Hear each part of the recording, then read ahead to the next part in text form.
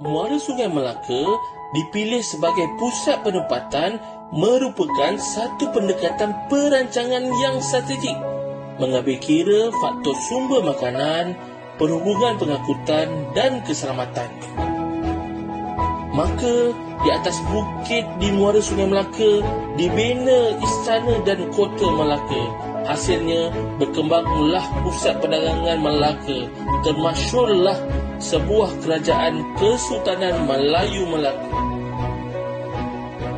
Kemasyhuran ini telah menarik minat kuasa dunia untuk menjajahnya. Bermula pada 1511, Portugis telah menjajah Melaka selama 130 tahun. Kesannya, kota Melaka berubah menjadi Formosa.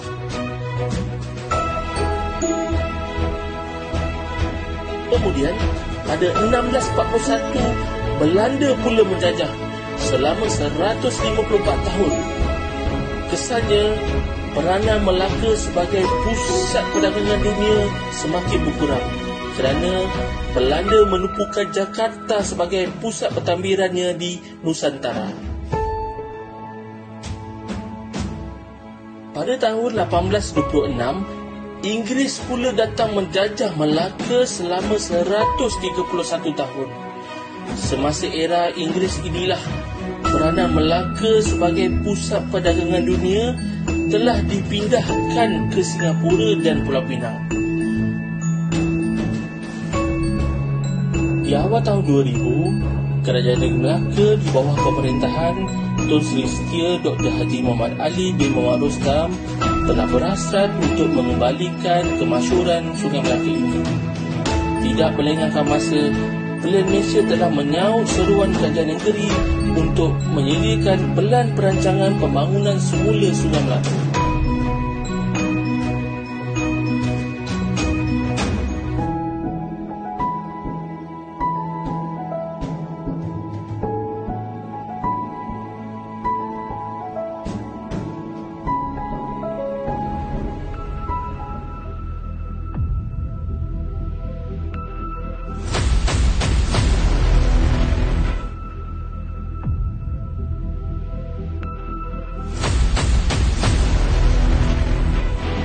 Pembangunan Sungai Melaka ni secara terperinci, kita ada muatkan, kita ada masukkan dalam rancangan tempatan MBMB yang didirikan, saya tak silap, pada tahun 2005.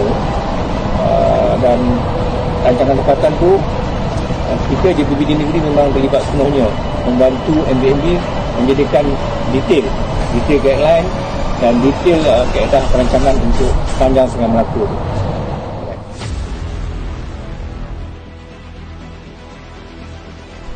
Membangunkan Sungai Melaka adalah sesuatu yang agak sukar di peringkat awalnya, yang banyak pengorbanan dan juga komitmen yang di luar daripada kebiasaan diperlukan dalam membangunkan Sungai Melaka. Dan sebagaimana yang telah semua maklum, sebelum pembangunan semula Sungai Melaka atau pemeliharaan Sungai Melaka dilaksanakan, banyak perkara iaitu pembinaan-pembinaan yang agak lama yang berada di sepanjang Sungai Melaka tersebut, dan itulah cabaran utama yang perlu dihadapi oleh Ketua Menteri Melaka pada ketika itu, bagaimana untuk menyelesaikan isu-isu halangan di peringkat utama itu. Di situlah terdapat perkara nelayan dan juga pelabuhan lama Melaka yang perlu dipulihkan kembali dan dibangunkan semula. Merancang kerana Tuhan untuk sesama insan dan alam sekitarnya. Inilah hasilnya.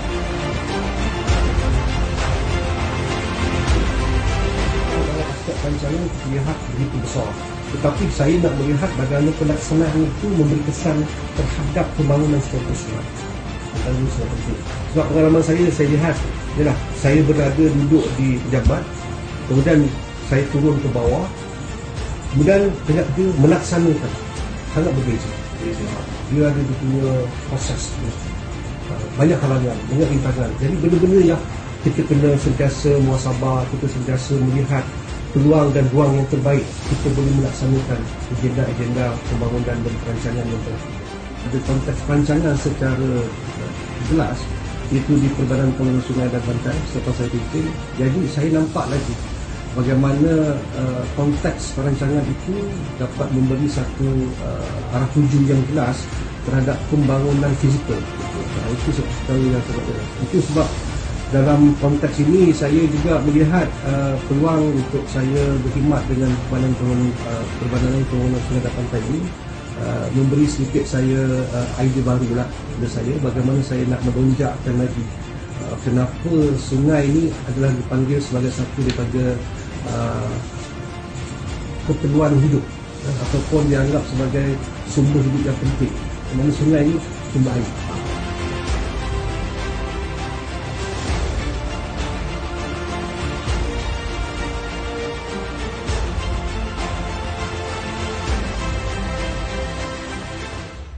Sungai Melaka yang dahulunya terkenal sebagai salah satu pusat perdagangan yang paling sibuk di Asia Tenggara, kini merupakan salah satu ikon pelancongan yang tersohor di Malaysia, khususnya Melaka. Jika suatu ketika dahulu Sungai Melaka yang kiri dan kanannya merupakan pusat penempatan penduduk setempat, perkuburan, perniagaan, perkapalan, pelabuhan dan banyak lagi sejak ratusan tahun yang lalu, kini Sungai Melaka telah berubah wajah dan dikenali seantero dunia sebagai salah satu ikon pelancongan yang dibanggakan oleh Kerajaan Melaka dan terus mendapat tempat di mata dunia melalui pengiktirafan sebagai tapak warisan dunia oleh UNESCO pada 7 Julai 2008. Sungai Melaka juga telah meraih pelbagai anugerah sama ada di peringkat kebangsaan maupun antarabangsa. Antaranya ialah anugerah Green Apple Award tahun 2013, iaitu Built Environment and Architectural Heritage daripada United Nations Environment Program, Green World Ambassador tahun 2014, MIP Recognition Award tahun 2016, Anugerah Kecemerlangan Perancangan 2016 bagi kategori penyediaan ruang awam bandaraya untuk Sungai Melaka, dan Anugerah Inovasi Perdana Menteri tahun 2016. Salam Melakaku maju jaya, rakyat bahagia menggamit dunia. Selamat Hari Perancang Bandar Sedunia. 100 tahun Perancang Bandar. Perancangan melangkaui kelaziman. Yeah!